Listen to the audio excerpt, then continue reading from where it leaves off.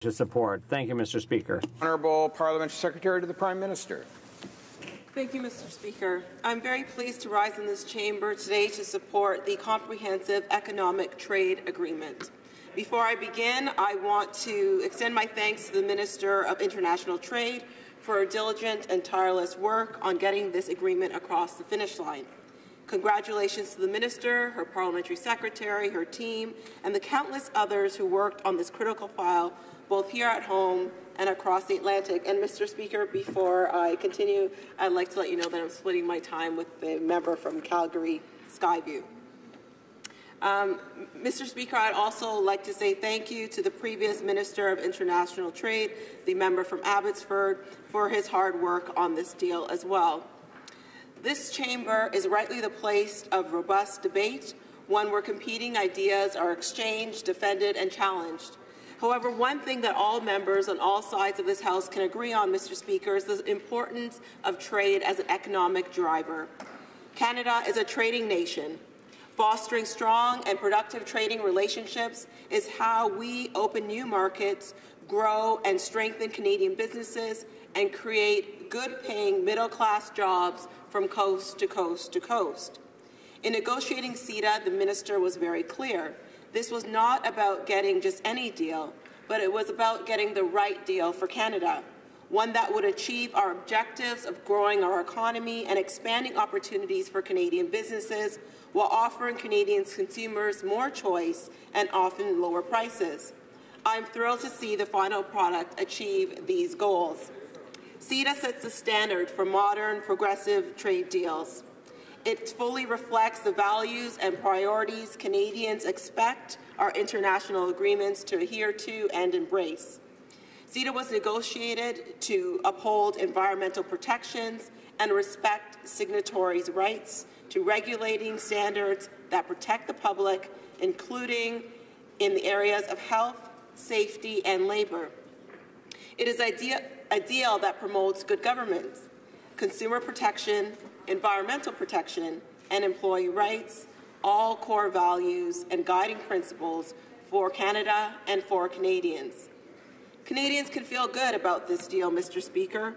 What is more, Canadians can be proud that this deal serves as a model for other progressive countries to emanate. It represents Canada and has an opportunity to demonstrate leadership on an inclusive, progressive approach to global trade. Mr. Speaker, I also want to talk about the real-world impacts this agreement will have on Canada's trade with Europe, the opportunities it presents for Canadian businesses, and how it sets the stage for the growth of Canada as a destination for increased foreign investment. CETA gives Canadian companies preferred access to European Union's more than 500 million customers. Their combined economy generates more than $20 trillion in annual economic activity. A closer trading relationship with the EU gives Canadian firms access to more Fortune 500 companies than anywhere else in the world, including the United States. In short, CETA provides Canadian businesses with an unrivaled competitive advantage. Presently, about 25% of EU tariff lines on which Canadian goods are exported enter the EU duty-free. On day one of CETA's entry into force, 98% of EU tariff lines will be duty-free for goods that originate in Canada. Over the following 7 years, a further 1% of these tariffs will be eliminated. As such, CETA provides Canadian exporters with a massive advantage in a competitive European market. I would also like to speak more broadly about our government's approach to trade. Maximizing the benefits from international trade and ensuring that Canadian businesses are successful in world markets is part of a whole-of-government approach for us. We know that supporting and expanding trade does not start and end with negotiation of trade deals. For Canadian businesses to be successful competitors and maximize growth under these agreements, they need a government that will work with them to ensure success in the new markets. Such partnerships is how we use deals like CETA to create wealth and jobs for Canadians. Trade is much more than imports and exports. It is also about attracting the skills and foreign investment to ensure that Canadian companies can excel. That is why I am thrilled with the announcements made by the Honourable Minister of Finance in his fall economic statement. Companies from around the world are looking for stable places to invest and grow their businesses, and we want to make sure that Canada is at the top of their list. The Invest in Canada Hub, announced by the Minister in this House earlier this month, is designed to do just that. A brand new federal body, the Invest in Canada Hub, is a high-impact sales force dedicated to promoting direct foreign investment in Canada. It will work in partnership with other federal and provincial trades and international affairs bodies to ensure Canada's success in attracting ongoing, impactful, and sustainable foreign investment. Similarly, the recently announced Global Skills Strategy will help ensure that Canadian companies have the talent they need to thrive. The initiative will look at reducing the red tape which can cause undue challenges to companies looking to attract the high-skilled employees they need. It also aims to make Canada more attractive to global companies that are making large investments, looking to relocate to Canada, expanding production, and creating new Canadian jobs. Mr. Speaker, with the strongest trading relationships in the world will not translate into economic growth in Canada if we do not have the infrastructure to support the movement of goods to market.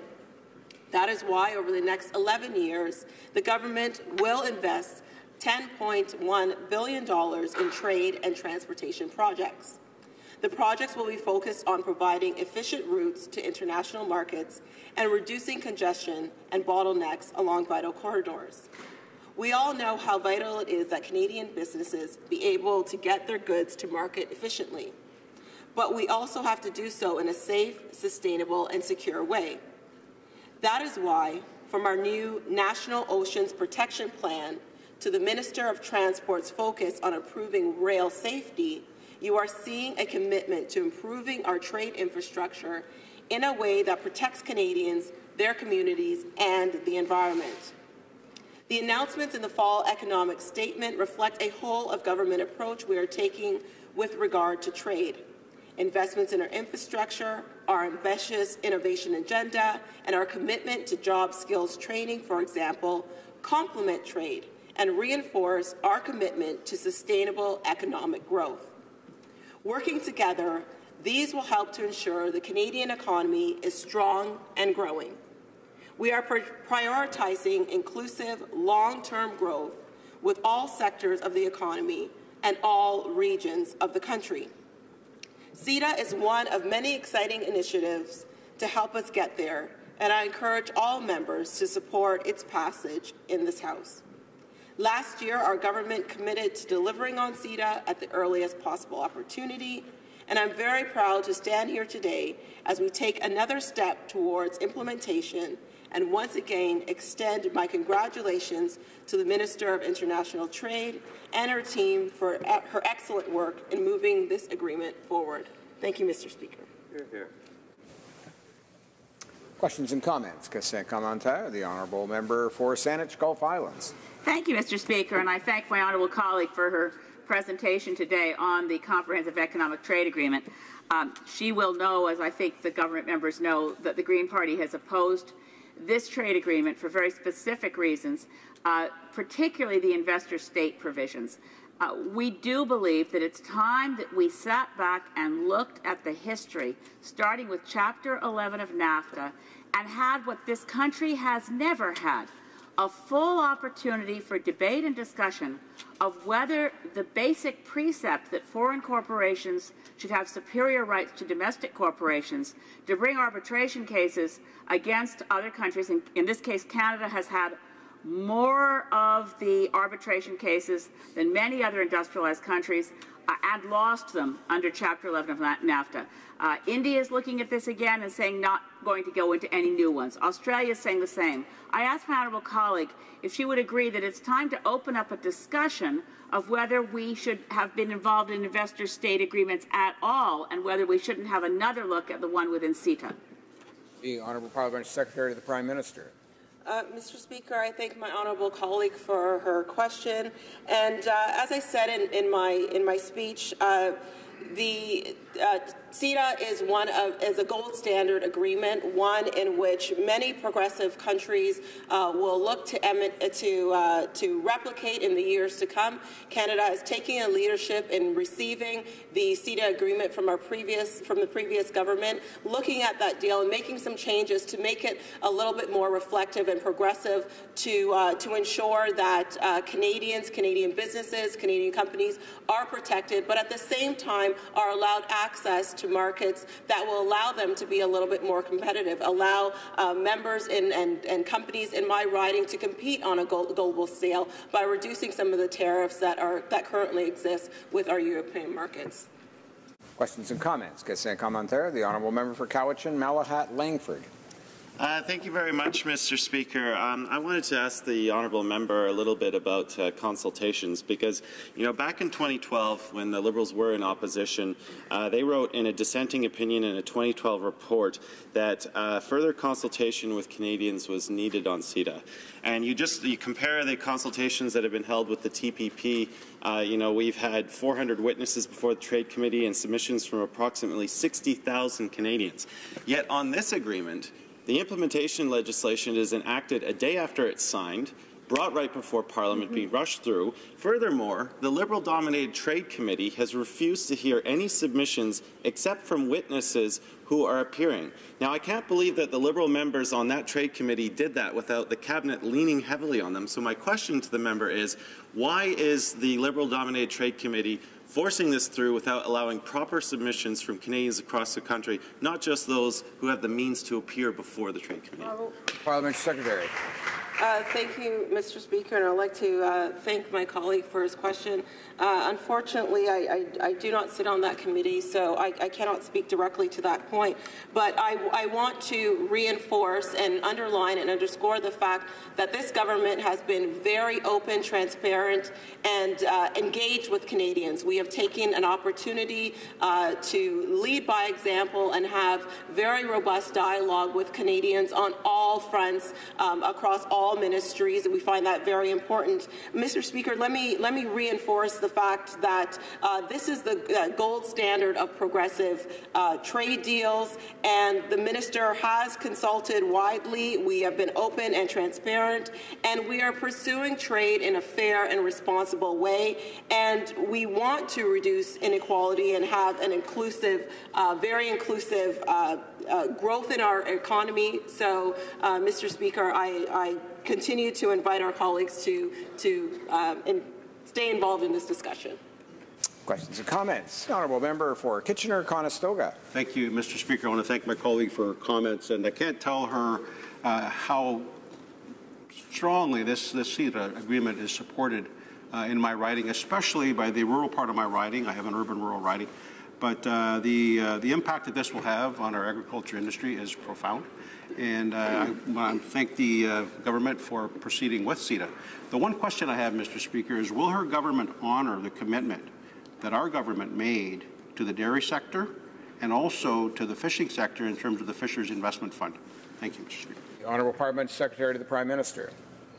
Thank you, Mr. Speaker, and thank you to my honourable colleague for his question. As he pointed out, CETA will open new agriculture and agri-food markets to Europe, and we are very committed to ensuring that Canadian businesses thrive and succeed under this agreement. And as he is well aware, as the Minister of Agriculture has pointed out, the federal government has provided $350 million to our dairy farmers to innovate. $250 million for dairy farmers to innovate, $100 million to ensure that our processors are in a better position. So we are really listening and taking stock of what our dairy farmers are saying and ensuring that our agriculture sector is strong and thriving in Canada.